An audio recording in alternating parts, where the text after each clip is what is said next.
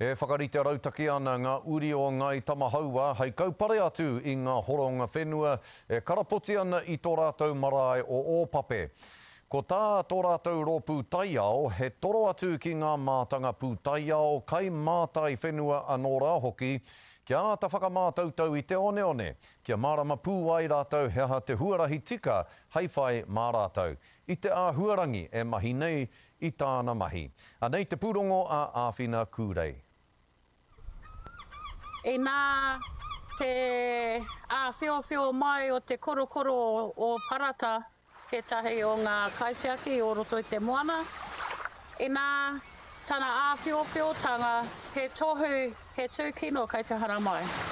Ahakoa ngā mā harahara o ngā uri o Ngāi Tamahaua i te horunga o ō rātou whenua, kua whakakotahi mai rātou, haintoa taiao. Just to remind us that we are all kaitiaki. You don't just have to be from Ngāi Tama to be a kaitiaki here. Ko tō rātou urupā tētahi o ngā wāhi kua rongo i te ngau o āhuarangi. There are plenty of wāhi tapu up there, past sites. We all know that past sites had urupā adjacent to them. Ko tō rātou maunga hoki, kua raru. So we've got two significant freshwater wells that come off that maunga.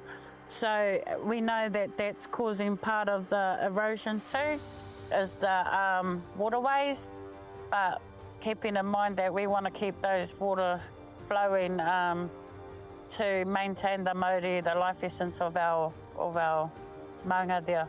Nā ngā pānga kino ki te whenua, kua tahuri te rōpū taiao o Ngāi Tamahaua, ki te toro ki ngā mātanga mātai whenua, ki te mahi pūrongo.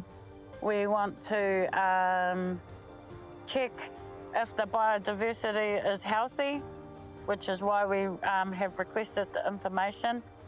In terms of, there's nothing really we can do to stop erosion because it's inevitable. It's been told to us by the scientists, by the geotech scientists, that it's going to happen.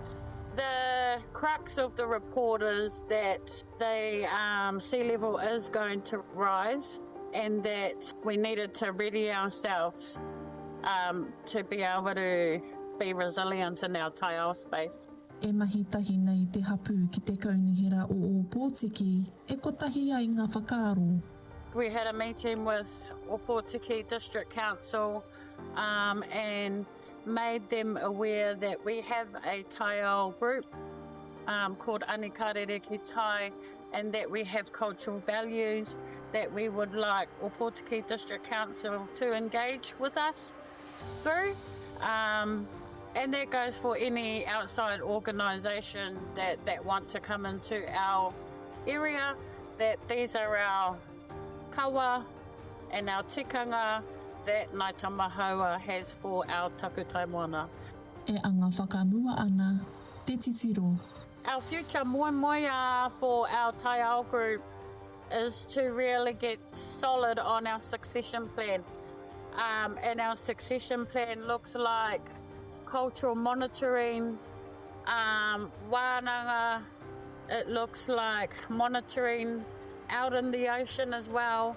It looks like mapping our rocks. It looks like kai sovereignty, ensuring our kai are there for the next generation. Ko te o nai anei e whai whakaro ana ki te ana mata. Awhina Kurei, Pūkāea.